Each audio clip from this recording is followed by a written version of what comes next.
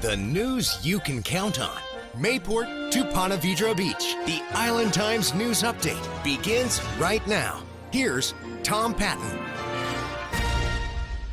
Welcome to the Island Times News Update. I'm Tom Patton.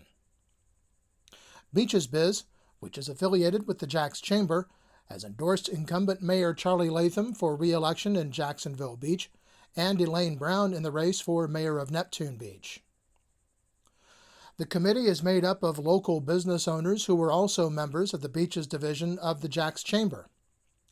In announcing the endorsement, Jax Biz Chair and Beaches Division Chair Denise Wallace said the two candidates have the experience and vision to lead the two cities in the coming 4 years.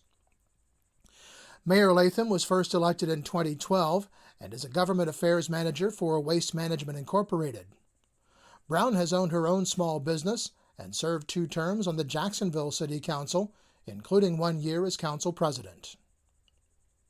Because there are 3 candidates in the Neptune Beach mayor's race, the first election will be held on August 30th. If no candidate gets 50% plus 1 vote in that election, the top 2 vote-getters will move to a runoff in November. The 3 candidates are Brown, Neptune Beach Councilwoman Kara Tucker, and former Neptune Beach Councilman Bob Schempp. In Jacksonville Beach, only 2 candidates have qualified in each race, so all offices will be on the November ballot. Beaches Biz is a subsidiary of the Jax Biz Committee that endorses candidates for office countywide. Meanwhile, Atlantic Beach Mayor Mitch Reeves has endorsed Sherry Treadwell in the race for House District 11, which has been held for the past 8 years by Janet Adkins. Adkins is leaving the office due to term limits. Treadwell is one of several candidates vying for the office. Others include Neptune Beach resident Cord Bird, Donnie Horner, Wayne Bunk, and Jack Daniels, all Republicans. There's no Democrat filed for the seat. The race will also be on the August 30th ballot.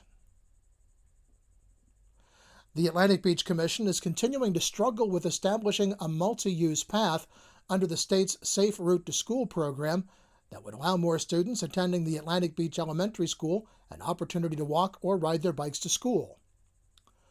The proposal to the State Department of Transportation called for an 8-foot-wide multi-use path following Sherry Drive from Ahern Street to Plaza Drive and on Seminole Road from Plaza Drive to 17th Street. In 2013, the city applied for a grant for the path, but Mayor Mitch Reeves said that the grant application was written and a route proposed without any public input.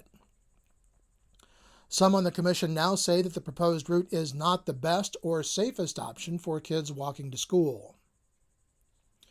Public Works Director John Jakobovitz said the Atlantic Beach project is being watched closely by the state, and it could serve as a model for other communities. And he said changing the path now could cost the city a lot of money. We could make minor changes in the path. However, any different choices that we make in the way the path goes could result in significant charges or costs to the city if it's not supported by the funds that are available for the grant. And of course, in what we have looked at already, we have survey information, we have drainage information, we have utility information. We have those bits of information along the path that we have selected. Any other path that we select or would like to change it to, we would have to go and gather all that information, which of course could cost us more money. Jakobovitz also said that while there are some residents who say they don't want the path to run in front of their homes, the city owns the right-of-way on which the path would be built and has the right to use that property as it sees fit. But Commissioner Jimmy Hill continued his opposition to the proposed path and said he'd be willing to spend more to get the appropriate route. This feels exactly like other projects that we are about to spend a ton of money fixing. It has the exact same signature of being pushed and pushed and pushed until it's pushed into fruition against our better judgment. This has that feel to it, and I've had it since day one. There are pieces of this that make perfect sense. There are places in our city that have no ped paths and no sidewalks, all which would qualify for this money.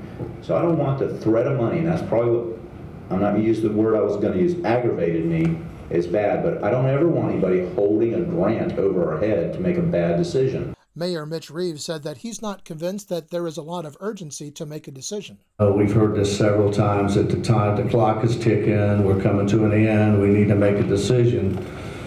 But I have not heard that anywhere but verbally. I have not seen anything written but from DOT or JTA that says, here is your deadline. And it would surprise me that if DOT or, and I'm not going to pull JTA in because they're just, they don't want to be involved in this fight, and I don't blame them, or battle or decision making. But I can't imagine the DOT, if they're concerned about safety of our children, that if it is a safe route for that reason, and safety not just children but adults too, that they would not allow us more time to get better data to make sure that the data changes. And I can't imagine them putting a time clock on it if they really want to do what's right. Jacobovich said the actual project is funded to begin construction in July of next year. Under the grant, the funds need to be spent by June of 2018.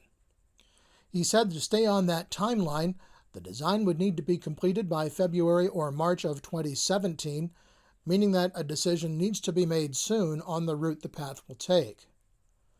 The commission had planned to hold a town hall meeting on Saturday to gather public input into the project, but several commissioners said they would be unable to attend, and they didn't want the residents to think they were not interested in the project. So they postponed the meeting indefinitely to allow more time to gather information about the path and to be sure that all commission members could be present. Well, when we come back, Neptune Beach will discuss moving City Hall out of Town Center. This is the Island Times News Update. The news you can count on. The Island Times News Update will be right back. Beaches Academy Child Care Center in Jacksonville Beach has been offering affordable, loving child care to families in the Beaches communities for 35 years. Conveniently located on Penman Road, Beaches Academy offers care for children from infants through preschool, with programs that encourage learning and outdoor play. Our affordable tuition means families can get quality child care at a price that fits their budget. Contact Beaches Academy at 246-3885 and schedule a tour of our center. Beaches Academy, the child always comes first. Charlie's Tropic Heating and Air Conditioning in Atlantic Beach offers a full range of residential and commercial heating and air conditioning services, from new installation to replacement and remodeling. Charlie's Tropic Heating and Air Conditioning can keep your home comfortable year-round, and they offer preventive maintenance contracts to keep your system running at peak efficiency. Charlie's Tropic Heating and Air Conditioning is an authorized Bryant dealer and will service all brands. For year-round comfort in your home or business, contact the original Charlie's Tropic Heating and Air Conditioning at 241-1788. Welcome back to the Island Times News Update. I'm Tom Patton. 2 weeks ago, Neptune Beach Mayor Harriet Pruitt said that it was time to consider moving City Hall and the police department out of the beach's town center in light of an ever-worsening parking problem in the shopping and restaurant district. Pruitt charged City Manager Andy Hyatt with looking around the city for suitable locations for the government complex, and he'll present those findings at their workshop meeting on Monday night. Pruitt said the city could realize enough revenue from the sale of the existing properties to construct a new city hall and still have some money left over at the end of the process. She also said she had a couple of spots in mind for a possible new location. I thought of the building over there. There's a sign up where the doctors' buildings over here are up. There's also Secure One that I understand is up for sale. I don't know exactly what all is up on Atlantic Boulevard, but there's options out there, and I just think it's time to discuss it. I just hear it from our citizens, and it really upsets me that they don't want to come down here. They feel like they can't easily get into City Hall, and our city government needs to be accessible to them. And again, our town center is just outgrown our government building here. Hyatt has not said what sites he has identified as possible spots for a relocated City Hall. Jacksonville Beach is embracing the food truck culture with a major food truck rally planned for the Seawalk Pavilion on July 30th. Some 40 food trucks will offer cuisine from around the world as well as the United States. The Jaxcot event will begin at 4 p.m. and be open until 10. It'll also feature a variety of activities for kids and adults. Admission is free. The North Beaches Art Walk rolls around again on Thursday, July 21st. Local artists and musicians line the streets at more than 20 locations around Town Center the third Thursday of each month. Many local merchants stay open late for the event, which draws local and regional artists to the area. Art Walk begins at 5 p.m. The news you can count on. Mayport to Ponte Vedra Beach, forecasting your beaches. This is your local look weather. Well, we're very much into our typical summer weather pattern. The National Weather Service says we can expect hot and humid weather through most of the week, with a daily chance of afternoon showers and thunderstorms, but realistically, not a very good chance on any given day. Highs will be in the upper 80s to the low 90s, and lows in the mid to upper 70s. The Island Times is always digital, always free at theislandtimes.com. Like us on Facebook and follow us on Twitter to be the first to know about stories posted on the Island Times. I'm Tom Patton. Thanks for watching.